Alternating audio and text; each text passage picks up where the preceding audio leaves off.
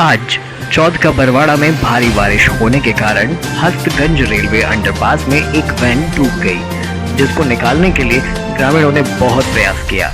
जब वैन नहीं निकल रही थी, ट्रैक्टर की सहायता से कड़ी मशक्कत के बाद वैन को निकालने में सफलता पाई गई।